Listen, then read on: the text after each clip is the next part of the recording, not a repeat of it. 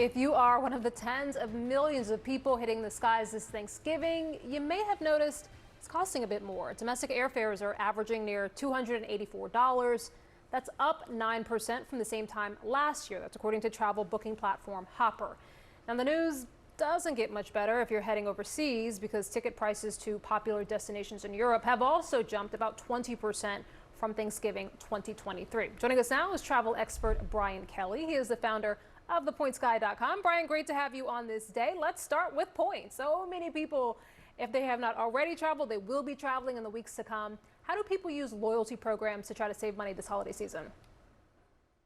Yeah, points are the key. You know, the airlines gouge last-minute travelers when it comes to fare prices, but you'd be shocked at how much award availability there is. So my number one tip is always make sure to check award availability. Right before this segment, point.me is a website that'll actually check multiple airlines for the dates you want to go. So if you've got credit card points with lots of different transfer partners, Point.me will actually show you what's available. And they just sent me a bunch of deals. You can go for New Year's this year, Chicago to Nassau, New York to Bermuda, and even Europe. And if you want to actually buy flights, I highly recommend Google Flights. So google.com/flights, they have an explore button and you can put in your home city and then put in Caribbean or put in Europe and it'll pull all fares to that entire continent or region. Yeah, New York to Bermuda sounds really nice right about now. Talk to me a little bit about the pitfalls, though, of using points. I mean, there are, of course, personal finance experts who warn that chasing points also encourages people to buy on credit.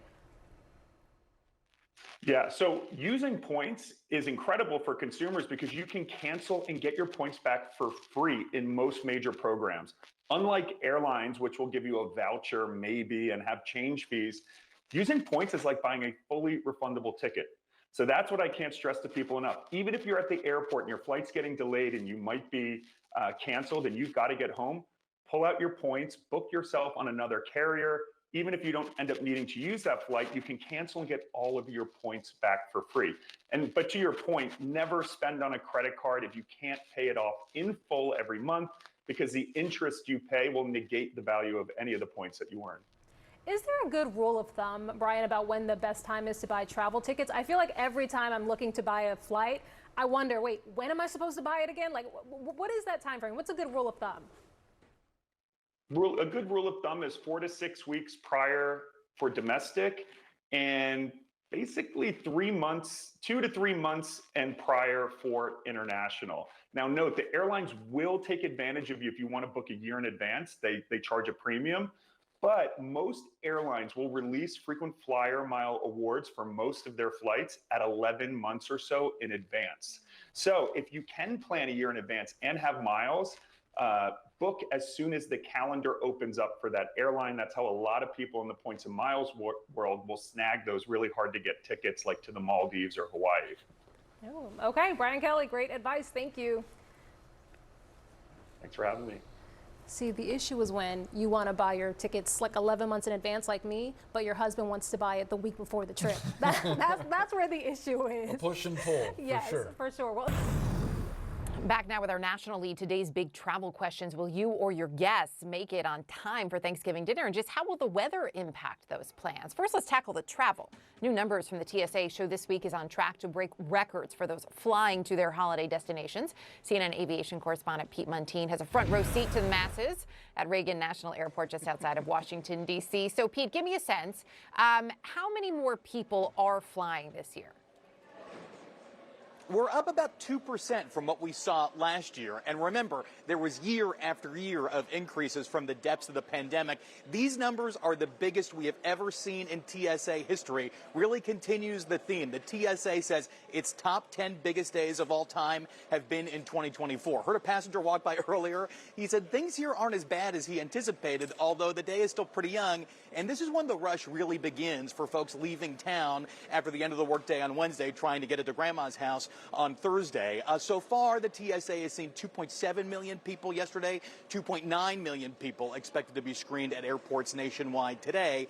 Things have not been smooth everywhere, though. The big pain point for the Federal Aviation Administration is in Newark, and now it has put in place a delay program, meaning delaying flights into Newark. The average delay, about an hour and 35 minutes. The cause of this is air traffic control staffing. The FAA is short-staffed of controllers everywhere, many controllers working mandatory 6-day weeks, working 12-hour shifts, but it is particularly acute at Newark. The FAA has gone to such great lengths to try and alleviate the problems there, moving the facility responsible for that airspace from New York to Philadelphia, although things have not been perfectly smooth, and the FAA says they're trying to hire more and more controllers all the time. They anticipated that there would be delays in Newark, but it has been pretty bad so far this week. They had a ground stop yesterday. The help can't come soon enough for all of these people flying today. One thing the FAA is doing is it has opened up airspace that is typically reserved for military air traffic off the coast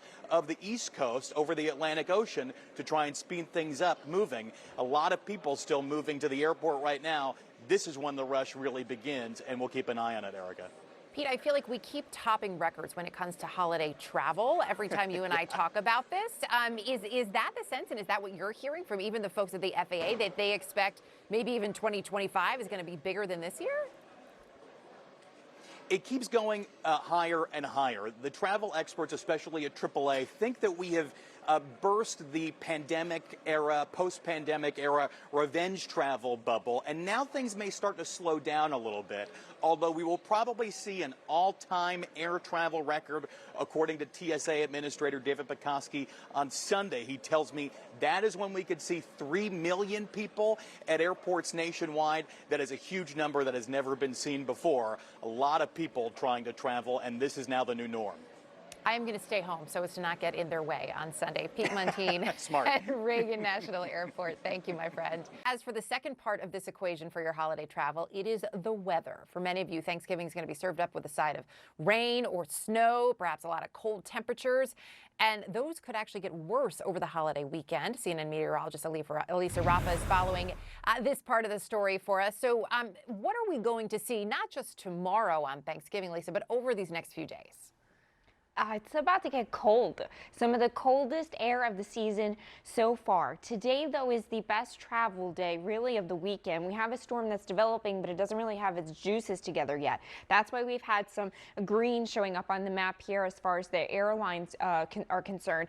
It's been some smooth sailing in the skies. On the roads, however, a little bit of a different story. We do have some rain and snow on I-70 stretching from Denver across Kansas City, with some rain pretty much all day. Roads are wet as we go into Indianapolis. Again, continuing along I-70 into Indy near Cincinnati, and then even parts of eastern Pennsylvania there. So starting to develop with some of that rain and snow on the roads in the Midwest.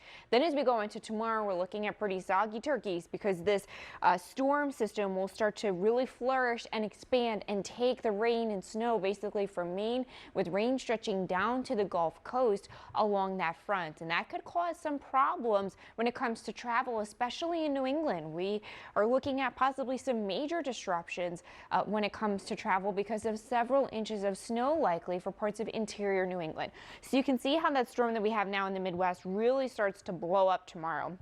Snow for upstate New York, parts of interior New England, New Hampshire, Vermont, and then that rain, some soggy parades in New York and Philly, and then stretching down towards Charlotte, Atlanta with some of that the showers. The cold air comes in and pumps the lake effect snow machine all weekend. So if you're doing traveling around the Great Lakes, that's going to be a problem even going into Saturday and Sunday. So you can see where we have some more problems on Thursday, DC and New York, and then here comes all of that snow in the Great Lakes going into the weekend. U.S. airports and highways are expected to be filled with a record number of travelers this Thanksgiving holiday, with nearly 80 million people traveling. CNN meteorologist Elisa Raffa is tracking the storms that could bring rain, snow, and freezing temperatures. But first, let's head on over to Reagan National Airport. That's where we find CNN's Pete Muntean. So, Pete, what is the latest?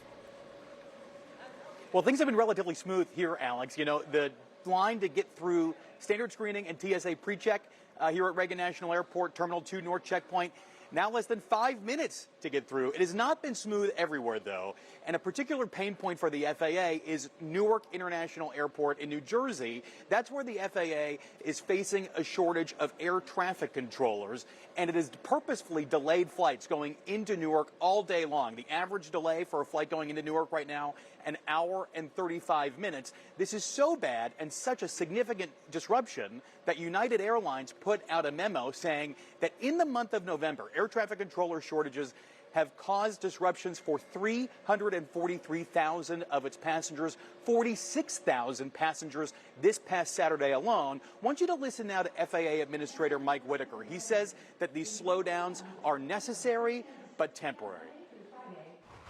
We are working the staffing issue as quickly as we can. We expected some disruption, which is why we're pushing so many controllers through the pipeline. We have never been able to get this kind of a pipeline for staffing Newark when it was in New York, and so we're very optimistic we're going to get through this with minimal delays. That move that FAA Administrator Whitaker referring to is the move that the FAA did, taking the airspace facility that is responsible for Newark from Newark to Philadelphia. That has caused it to be able to beef up its reserves of controllers trying to get through the pipeline and hired at the FAA.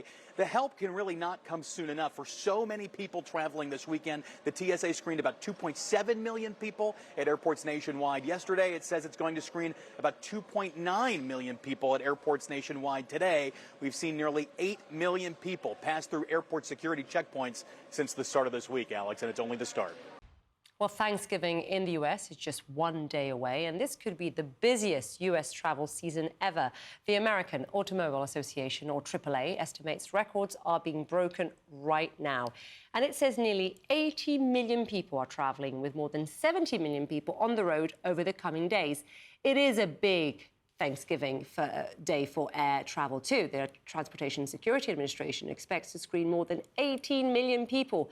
But passengers could face some major weather delays. 2 storms are set to hammer the Midwest as well as the East Coast. Let's get more really on Thanksgiving travel. Whitney Wild has been monitoring the scenes there, Chicago O'Hare Airport. You're still looking quite chirpy, which I suspect is a good sign. A very good sign. That is the general mood here at O'Hare. It has been so smooth especially for a Thanksgiving weekend, but like really for any time. This has been a dream. So let me walk you through what we know and how good this is. I think it puts it all into context. So what we know is that at least 1.5 million people are going to come through O'Hare and Midway. Those are the 2 Chicago area airports. Those numbers are starting yesterday and ending Monday. They're thinking the busiest day is going to be Sunday, when the Chicago Airport Authority says that there are going to be around 254,000 people coming through O'Hare alone. When you look nationwide, 18 million people are expected to fly over this holiday weekend. Fortunately, luckily, however you want to explain it, the weather today is perfect. So there are very few air flight problems up here. So let me take you to the big board. That's the proof that things are going very well here. Look at this. On time, boarding, on time. I don't see any cancellations. I don't see very few delays here. Nationwide, there have been only a few dozen cancellations so far, so things are looking very, very good. That weather system not causing any problems yet. We're keeping a watch for tomorrow, but so far, so good here. Back to you. And give me a sense of, and I know you've been speaking to a lot of people at the airport, how people are preparing, of course, to set off. Talk us through the routine for some of the travelers on this major travel day, Turkey Day travel. Oh, yeah. If you're ready for Turkey Day travel, you have a system, and the system is this. Get to the airport early, make sure the kids have books, snacks, whatever device they have to have, make sure they have it. And then also just keep a good attitude and make sure that they're checking the TSA website to make sure that they're abiding by the TSA rules. Because sometimes what happens is you forget, is it 4 ounces? Is it 6 ounces? What can I bring? And that causes problems when you get to security, who is happy to remind you what the rules are. So just a refresher. At TSA, 3.4 ounces for liquids, aerosols, gels, has to be in a 1-quart zipper, and there's only 1 clear bag per person. So those are the rules. If you stick to them, everything will be fine. Back to you. Very, very quick question, because I just saw graphics. It's check what food you can take. What food do people actually take on these holidays? What are we talking about here?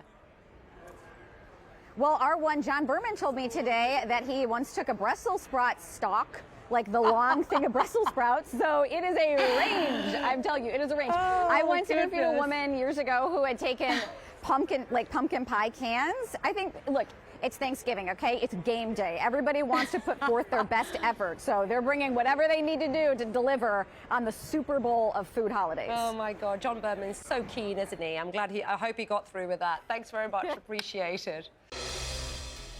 All right, New York City is getting the holiday party started, blowing up the giant balloons for tomorrow's Macy's Thanksgiving Day Parade. And the character balloons are getting all ready to go for the Turkey Day celebration. And there is no bigger character than CNN's Harry Enton, who is grooving. Look at him. Look at him. His hips don't lie. He's all dressed up and ready to go at the parade starting point. Harry, where did you learn these moves? I gotta tell you, we got some music playing out. We got Thanksgiving tomorrow. We got so many people here. We got the crowds over there. I mean, how could you not be in the Thanksgiving mood? The bottom line is, as I said, going to commercial break, I'm hanging out with my big brother Tom, who is, of course, the poster child of this parade, going all the way back, basically since the beginning of this parade a century ago. So the bottom line is, there's no reason not to be dancing. I'm just in the Thanksgiving spirit, my dear friend. Harry, what do you call that move? I don't know what I call it, but I'll tell you, whatever it is, it's grooving. That's what it is. It's no grooving. name Maybe for it's it. Harry's It's organic. grooving. It just comes to him. It's provocative. Yes. That's what it is. There you go. Harry, Just like I am. I'm organic. Yeah, let's talk to us about pie. You've looked at some polling regarding pie. What type do Americans like best for Thanksgiving? Right. What do you like best? I mean, it's got to be your pumpkin pie's got to be number one, right? I mean, it's the spirit of it's the season of the pumpkins. Number two is apple pie. I'm lukewarm on apple pie. My girlfriend loves it. How about a little pecan pie for number three? But I got to say, I agree with Americans on this one. Pumpkin pie is numero uno, my dear friend. Did sweet potato pie not even break the top 5? I mean, where is sweet potato pie? Sweet potato pie is a little bit lower. I believe it is in the top 5, but the Okay. bottom line is it doesn't break the top 3. And Fair. so I'm a doesn't fit in big the believer. graphic. You're either gold, silver, or bronze. Otherwise, you're out of the running. Fair enough. It doesn't count. Okay, less controversially, what about what people think is the best time of day to have Thanksgiving? Yeah, I mean, look, basically early afternoon and late afternoon are tied above, right around a little bit north of 35%. I think the whole thing is crazy, though. What is this, that 6 p.m. or later, which is when you normally eat dinner, is way down in third place at only around 10%? That's nutter butter. But I'm sure tomorrow we're going to be eating dinner early because that's what we always do. But if you're going to eat me, I think you should eat me later in the day. Let me live a little bit longer. I feel like I'm in a parallel universe right now. I Harry can't Enton respond talking to that. about people eating him on TV. That's a mic drop moment, Harry. Yeah. That's something we can't respond to. We'll leave it there. Harry Enton, God, you look good. Thanks for being with us, man.